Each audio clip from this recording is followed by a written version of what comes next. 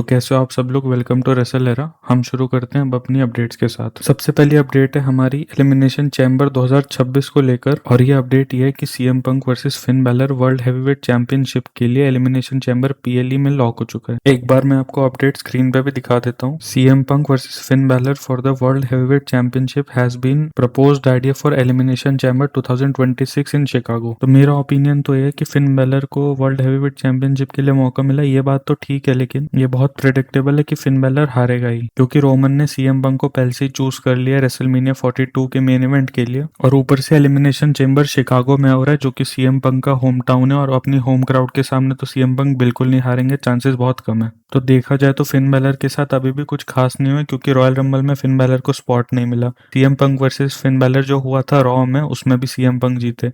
अब जो दूसरी बार CM Punk versus Finn Balor होगा एलिमिनेशन चेंबर में, उसमें भी पक्का है कि सीएम पंक ही जीतेंगे। तो आप सबके ओपिनियंस क्या है नीचे कमेंट करके बताना। और अगर तुम में से किसी को एलिमिनेशन चेंबर देखना है लेकिन नहीं पता कहाँ और कब देखना है, तो मैंने आज ही दिन में एक वीडियो डाली है, वो मैं आई बटन पे दिखा दूंगा, उस पर क्लिक करके देख लेना कि एलिमिनेशन चैम्बर कहाँ और कब देखना है। तो इसी के साथ चलते हैं हम अपनी नेक्स्ट अपडेट पे, जो कि है रेसलमेनिया 42 नाइट 2 से रिलेटेड। तो रेसलमेनिया 42 होने वाला है लास वेगास एलिजेंट स्टेडियम से, और अगर आप देखो तो अभी करंट कैपेसिटी जो है वो है 43,416 की, और टिकट्स डिस्ट्रीब्यूट हो चुके हैं 36,737 की, और जो अवेलेबल टिकट्स हैं वो है 6,049। और अभी रेसलमेनिया 42 को लगभग 70 दिन है, तो ये जो 6,000 टिकट्स बची हैं उससे पहले ही बिक जाएंगी, और मोस्ट प्रोबेबली जो अभी करंट सेटअप कैपेसिटी है ये भी इंक्रीज होगी रेसलमेनिया 42 तक। तो इसी के साथ चलते हैं हम अपनी फाइनल अपडेट पे, जो कि है मास्क्ड मैन से रिलेटेड। आगे बढ़ने से पहले अगर आपने चैनल को सब्सक्राइब नहीं किया तो प्लीज सब्सक्राइब कर दो और वीडियो को लाइक कर दो।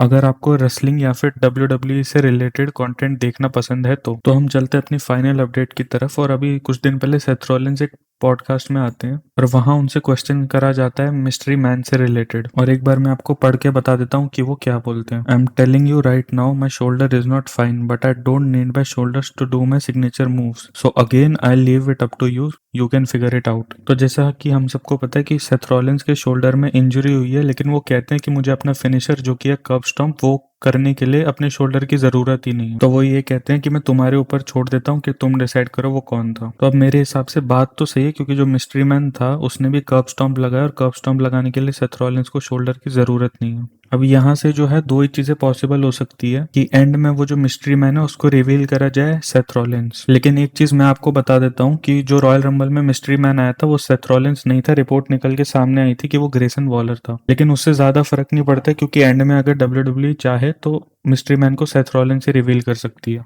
और दूसरा जो पॉसिबल सिनेरियो है वो ये है कि मिस्ट्री मैन सेथ रॉलिन्स हो ही ना सकते, मिस्ट्री मैन कोई और ही हो, और ये भी हो सकता है कि वो मिस्ट्री मैन लोगन पॉल हो, क्योंकि जो रॉयल रंबल में मिस्ट्री मैन आया था उसकी बियर्ड का कलर सेम था लोगन पॉल की बियर्ड से। तो अब देखते हैं आगे क्या होता है। हम अपनी वीडियो को खत्म करते हैं यहीं पे। जाने से पहले अगर आपने चैनल को सब्सक्राइब नहीं किया तो सब्सक्राइब कर लेना, और मैं मिलता हूँ आपसे अगली वीडियो में। तब तक के लिए बाय।